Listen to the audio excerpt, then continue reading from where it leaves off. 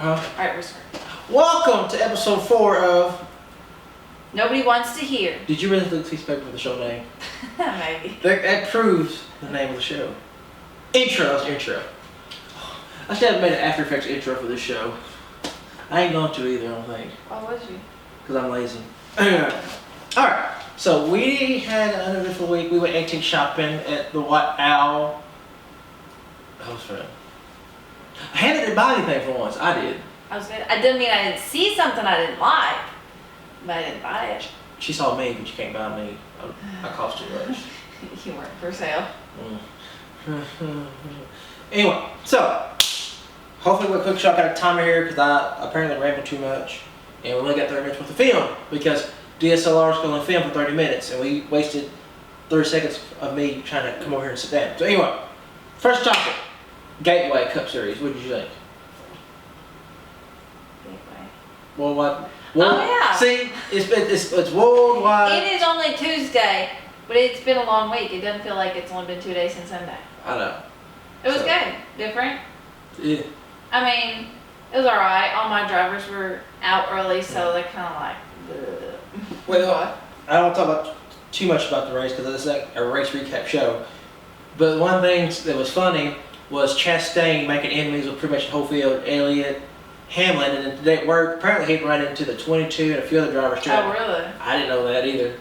So one of the notes for the show for Stacking Pennies today, which is Coral Joy's podcast, you should still listen to Door Clear, was should the Chastain have been parked for the race for running into so many people.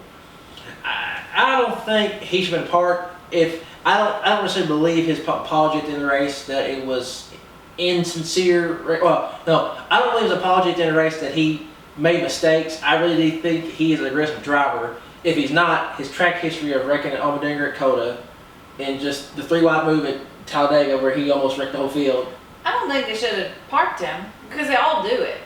Him maybe a little bit more aggressively in one race than somebody else, but I only saw the 2 instances of Hamlin and Elliott.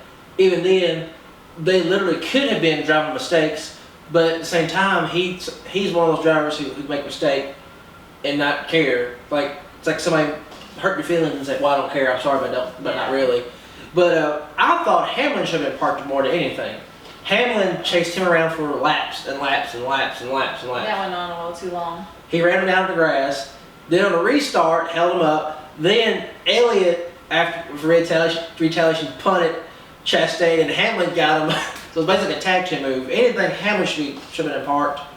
It was basically like a short track move. It's not a downgrade to short tracks, but if you've ever been to a local short track, stuff like that is what happens. Like I remember races at Big Speed and even Weitzel to where drivers don't like calls made by the officials, and they'll just throw a hissy fit and sit the track. There's one driver in particular who was a track favorite at Kentucky Motor Speedway. I even liked him, but they claimed he spun out a driver. Of course, you don't have to replay the short track, so it could go either way that he hit him or not. So the guy did spin, of course. So the rule is if he calls a caution in a race of that nature, you go to the tail end of the field. No matter how many cars, you go tail end of the field. I understand arguably he's upset because he felt like he didn't touch him. He got to go to the back. Thing is, the guy was so freaking fast. He could have. It wasn't that many cars. There was a bunch, but it wasn't like 30. It was maybe 16, which is really good for that track. But he wanted to go to the back. They wanted to go back. He didn't want to go to the back, so he decided to get out of the car, flip us all off in the grandstand, kids and everything, and the crowd loves him, and they were just eating it all up, and he's, whoa, never done number one. And I liked him because he's Orangeboro, then he also ran ARCA race, but I lost all respect for him at night. Now, granted, it's over with, but I still see instances of that same guy. He's like a Ty Gibbs. I feel like he can dish stuff but can't take it because it like instance thing. But my final season shooting there, somebody roughed him up for a position on like 2 laps to go. So he let the guy get around him.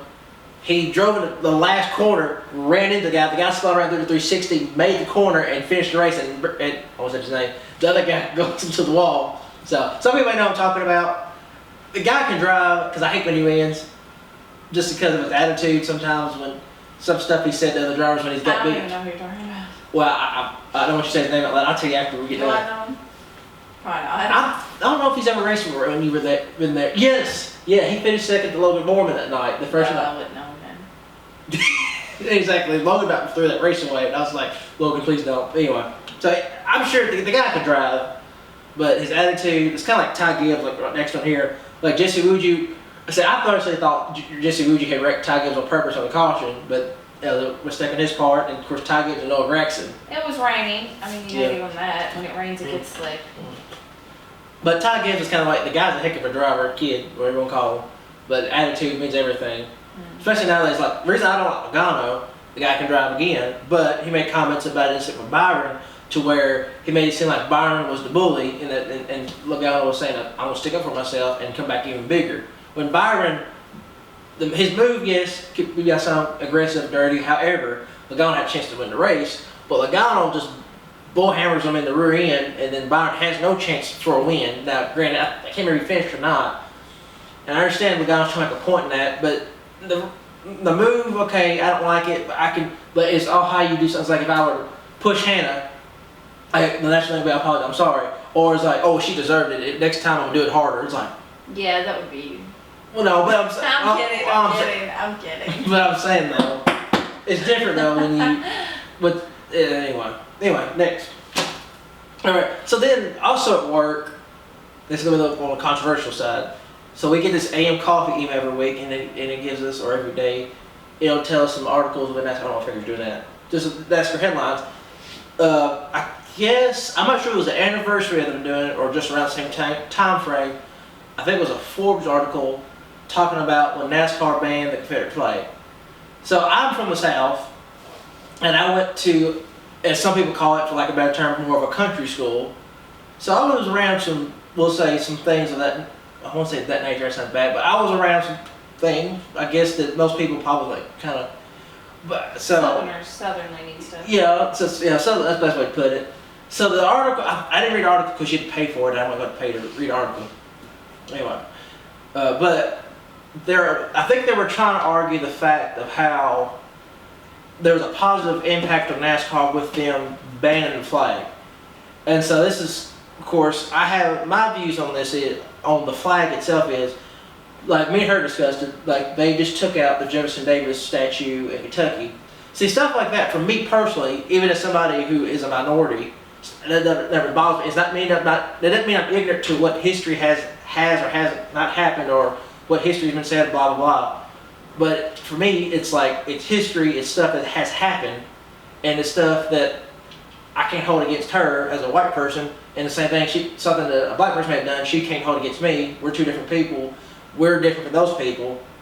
But that, not to hound so much on like racial issues or nothing like that. But and it's not to talk about whether the flag should be flown or not flown in NASCAR. Like I said, personally, if I see one, I'm not offended. Well, like for you, it's more of a Southern pride thing more than anything. Now, granted, and I know depending on who hears this, they may eat me alive for one way or the other. Now, granted, like I said, I'm not going to be, let's say, how would you say it, just all in your face with it again. Because there's a lot of views, not just on politics, just views on things like maybe the way we set this table up. Like, Hannah wants it one way, I may want it one way. I'm not going to be all in your face about it. Now, granted, we have had arguments about stuff like that, but that's part of being married. But at the same time, I don't mean I'm always right, she's always right. I'm always right. Well, yes. Not really. I'm kidding. But the standpoint I want to come from, do you truly think banning stuff like the Confederate flag, or even now with them acknowledging so many different movements, actually has brought more viewership to the sport or not? In my opinion, no. The people that they're trying to serve to weren't watching anyway, and I don't think catering to them is going to bring them in any closer. Do you think so? I mean, I don't know. That's really kind of hard to say because it's just going to depend on the person. Well, because some people it might, like I said, it might pick up some viewers, but it might drop some too. So. It's a fine line between, and again, this is not the debate, bring the flag back, leave it out, whatnot. Because like I said, really, because that's a personal opinion. And yes, like I said, I understand what history books have said, but also too, you got people who, I was told one time, like England, the Confederate flag is a huge cultural thing at one time, I was told that, and I'm not sure, obviously I've been there, because it's like, Leonard Skinner, bands like that had used it. So some people, like for me, like as a kid, I saw Dukes of Hazzard at a Adrenaline League. So I always associated the flag with the car. I had never associated with the war because I was so much younger and as I was growing up. But I always had the image of Dukes of Hazzard as the flag. And so like for me, it's not something fancy. Like coming here to when we moved here about a month ago, there's the biggest one I've ever seen just flying in the middle of nowhere. There's like 2 or 3 of them. And Granny's like, oh, that's different. But I'm not hurt by it. But we had heard discussed and say, I don't think some of the moves NASCAR has made necessarily draws in more people. Like granted, there's probably a few, 2 or 3 people that may come to race now because they feel more comfortable. At the same time, I don't think we're getting these mass droves of minorities or other people coming in like you think they are. Not because they don't want them there, but like I said, to each person is a different taste. Like she got into racing not so much because of like the diversity program with women or not like that, but she learned the stories of the drivers and stuff like that. So I didn't necessarily like I said, I'm not upset that they banned it. I didn't necessarily agree with it just because of freedom of speech thing, but like I said, I also get it. But I don't think that's a necessarily defining moment as far as opening doors for more fans to come in. Kind of like with NASCAR acknowledging other movements and stuff. I mean, more power to them at your company. I don't necessarily have to agree with everything they do. I don't write their checks. But I don't think they're pulling in mass not of fans like they think they are with it. I just thought that was interesting. They used to say it was one of the stepping stones or milestones of the company. I disagree, just because, like I said, most people who didn't watch NASCAR anyways probably not gonna watch. Just because of that. Yeah, well, they're probably watch anyway because there's a fine line between opening doors for fans and then eliminating you have now. Again, not based off the flag, but just certain moves and motions they have made. But anyway, that did good. I didn't rant, did I? Not too bad. Good. I have more discussion, so I'm sure I could somebody eat me up on that statement about the flag. But When I was going to ask a question for you, off of because we were talking about NASCAR and the regs. As a follow-up, we've lived here now, 5 weeks? yeah, How would you say, since we've kind of gotten used to the driving a little bit, is it still about the same? Is it worse? Is it better? What is driving in Charlotte like? sucks. Like if I could cuss it, sucks. Like I had to almost pull into a pit stall to get on the exit because, like I said, and granted, we haven't been here for about a month, so I'm sure the other people are like, what the idiot you doing over there? So it still sucks. But Agreed. so, and like I said, for those 7 people watching the show or anybody who just may happen to run across this midnight when you should be in bed because you got to work at 7 a.m. Oh, that's me. You don't go in at 7. Oh, not anymore. What? You'll get in trouble one day. Anyway, we'll skip. Anyway, so we went to church this week. Finally, we'll skip Hey, the let's week. go one way. I know. So we're still going through the joyful series, full FULL series at church at Sojourn Church, New Home Church, and one of his driving points this week was throwing out the trash, or AKA idols that keep you from building a strong relationship with Jesus. And at the end of the sermon, he had us write down a piece of paper what our idols were, or what trash should keep us from a good relationship with God, Jesus, and had thrown a trash can. And I would say I'm very prideful in certain things in life. Not to say that I have it all together, but I admit when I'm wrong, because it's. I'm sure most of us do. It's hard for me to admit wrong because I feel like I've lost a battle or something. So write down my few idols or pieces of trash on a piece of paper was hard. Like I actually wrote down racing as one of the pieces of trash because it is a fine line for me to because I really want to do it. Obviously, I want to race, but it's like how much weight do I put into that over the relationship with Jesus? Because there's a lot of stuff like even work and like the movement. You can put things that are good or even helpful ahead of Jesus without even knowing it. Like even my band, I'm in church band, Garrett, Matthew, and myself. It could easily become a point to where we become a music group rather than a group of believers. Because we could focus so much on, okay, are we going to get 1,000 streams this week? Are we going to get a million views? Like you forget your primary focus of why you are a Christian music group. Yes, you're there to make records and make money. Yes, you should do that because the money doesn't run off just prayers and pats on the back. I wish they did because it'd be awesome. And I have all Chick-fil-A in the house today. But you have to be careful because, me and Hannah talked about this too again. Sorry, I'm rambling now. We got to discuss, is it bad for me to want to race so bad? I was like, it's something I've been wanting to do for years, and obviously I hadn't got to that point yet, and I may never, and we'll just see. But Hannah made a comment, said it's okay to be this passionate as long as that doesn't tear down the rest of your life. Which sometimes it has, because the racing deal had caused a strife between me and my family. Just some things way happened about getting to, not getting to, and they'll tell me another story for later on. But the trash, but like even family could be part of that trash. That not to say family is trash, but you could put so much weight onto something. Well, we basically just comes down to like, and he was saying, anything that's trash in your life is anything that you end up putting above God in your relationship with God. Anything that gets in the way of that priority of how it should be Him first, then family, then church, and so on. And so that's where he was saying, but not only do you have to take out the trash, then what are you going to replace it with? And so that was good too. Because one thing I've been slacking. Like again, that's not me being an angel. I've been trying to listen to Genesis, the Bible itself as a whole, or read it or whatever. Because one thing that's impressed me about Hannah, because she told a story about it at work one day where they were doing a Bible quiz. What was the question? Do you remember the question was? No. It basically was something that I'd never heard of. And Hannah knew the answer. She said it popped up, boom, knew the answer to it. Like Larry Greer, the driver used to help back home, said Mr. Jameson could his pastor could name off something about a tomb. It was something like, who was buried in the tomb of such and such? I was like, is that in the Bible? But I mean, granted, like I said, how much you know the Bible does not necessarily determine your salvation. Well, the knowledge of the Bible does not determine salvation, because I'm sure there's atheists who could run circles around us with biblical knowledge. However, have all the head knowledge and no relationship. But you make a good point. However, a relationship means you know what you're getting into. Like for us, we could have got married the first day we met each other. That's legal. It's right. No, but I would say, but you can do it. However, it's not so wise, because even being married a little over a year, we'll start learning each other. We don't necessarily like everything we learn, but we're still learning that, and it's good to like constantly learn to be in the Word and stuff like that. So my toe stepped on, Pastor Corey. I am not coming back Sunday, and not giving my tithes. Anyway, that's a joke. Yes, it is. I'm just kidding. Anyway, all right. So let's see. Sorry, this is where my scatterbrain comes in. So Thursday is the Eldora Minion, so I'm gonna miss it. I'm joking, not really. But we are going to see Maverick City music and Kirk Franklin with Jonathan Reynolds and House Fires.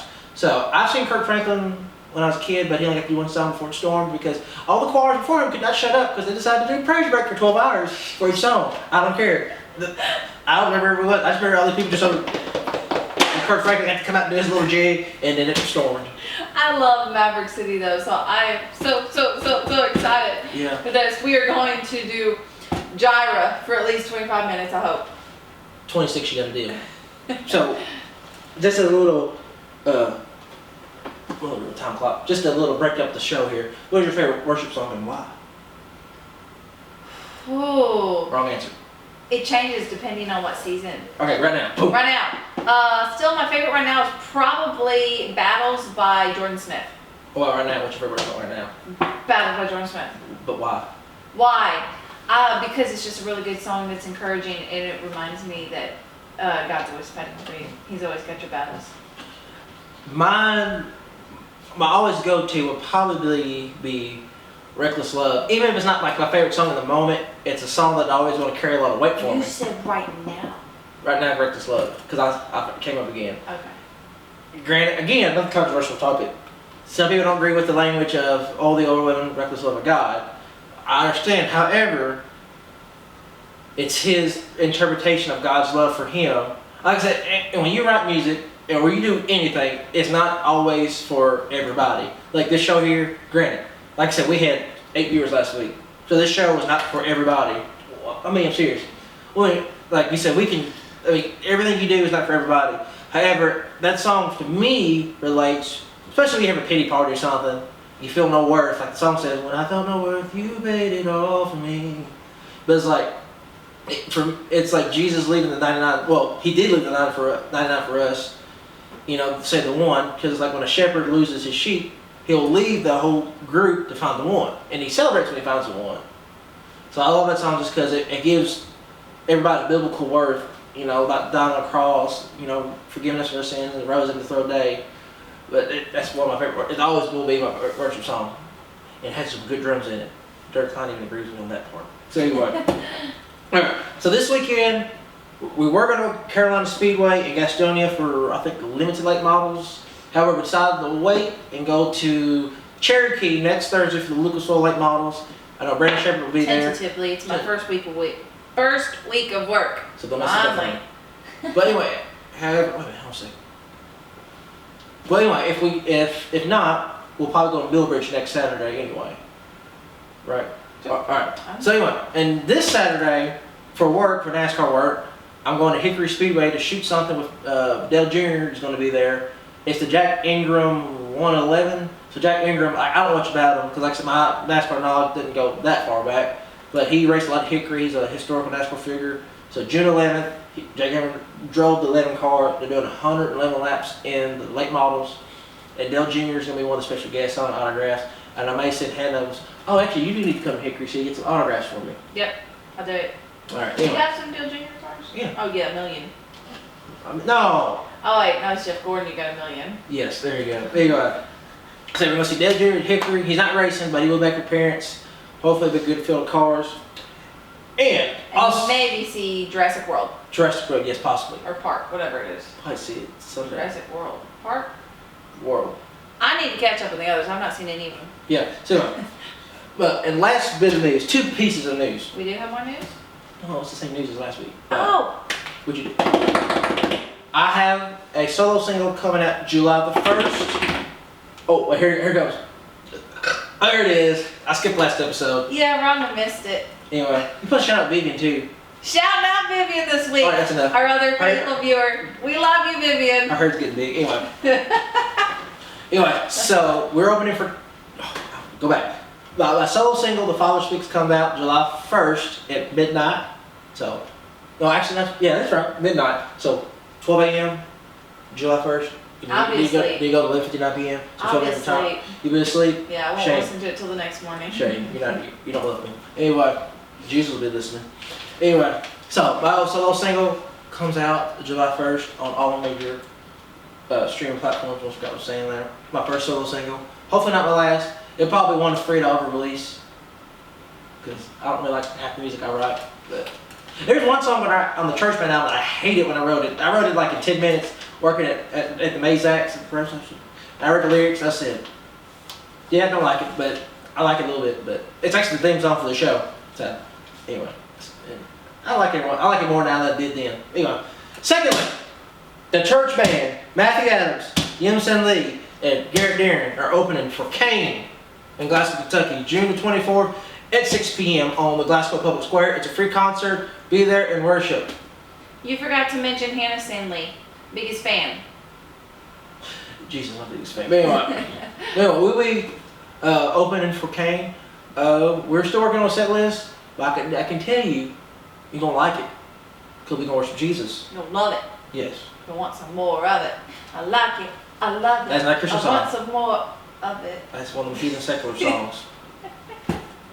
Thought you raised better than that. Anyway, so closing prayer time. So I gotta wrap this up real quick. So anyway, I had an interesting point today. So there's a filming we're doing at NASCAR tomorrow. And I had it on here, but I didn't want to talk about it too much because, like I said, I don't know how people watch the show anyway. But I know some people run across random stuff and they get hurt by certain things you say. So there's so people know it's Pride Month. So we are not in that boat of the pride stuff. I mean, we leave marriage between one man and one woman, which is, I know that's a controversial thing to say nowadays. However, I will say this: they're still people and they still need You Jesus. still love a person. You don't want to love what they do. Because, Grant, like we were talking about before we filmed this, the stuff we do that is sin is just as bad as sin as those who don't follow traditional marriage, who have sex before marriage, who watch porn, who murder. Like, and Anger, yeah, all in the same boat. and I know people hear that, oh yeah, it's controversial, but like I said, like how I curse a lot. That is just as bad as me killing somebody, or just any of my sins, just as bad as a drug dealer or whatever. It's all the same. So don't hear me say those people are awful people or any of them. However, I was saying because we have a pride shoot tomorrow at work. Now, if you want to try to opt out of it, I mentioned my boss by not being there, and it's kind of hard because, like I said, I don't want special privileges at my job. I don't want like I said, I don't think I ever get to that point, but, so I mean, Hannah, when I got home, I texted Hannah, and she asked me, did you get out of it? I said, no. I said, because I had discussed with my boss, it's like, I don't want to be part of it, but if it's work, it's work. Basically saying, like, if it's part of my job and I have to be there, then I want to do my job. And it's not some big thing, it's just interviewing some people about the experiences as a gay driver or whatever. I mean, and like I said, granted, even though I don't agree with the lifestyle, I'm sure there's some stuff from their perspective that I don't understand. And then again, there's going to be stuff from my perspective they're not going to understand. And like I said, that again, don't hear me say that we agree with that lifestyle. However, like I said, they're still human.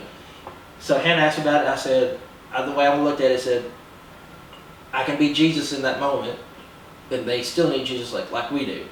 And does not mean that I'm going to come out and save her of a halo. But like I said, the biggest thing about Christianity is not so much what you know or what you do. Well, yeah, it's about what you do, yes, but not what you know.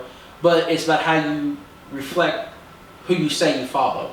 Because there's plenty of Christians that we know, or that you probably know, that claim Jesus, but some things in our life probably don't show the image of Jesus. And if you looked at me, sometimes you probably say the same about me. I'm not innocent of that. I'm probably the most guilty of it sometimes, especially when it comes to my tongue. However, going back to that, I said, me and Hannah talked about when I got home, I said, I don't necessarily agree with the shoot. I don't like the shoot. I don't like that we're doing it. However, like I said, if it's part of my job, I'll be there. I said, maybe something I do can be Jesus' people. Even if they don't say, are you a Christian? Like, plain out. The thing is, Jesus hung out with sinners. And of course, they chastised him for it. But like many pastors and many Christians will say, you don't go to the doctor because you're sick. Oh, you don't go to the doctor because you're well, because you're sick.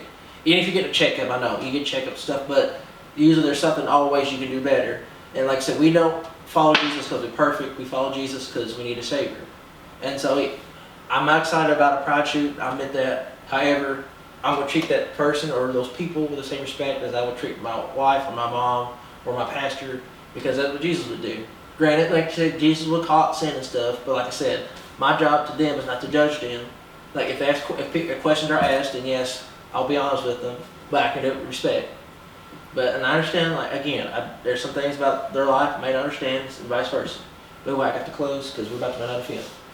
All right, let's pray. Lord Jesus, thank you for this moment.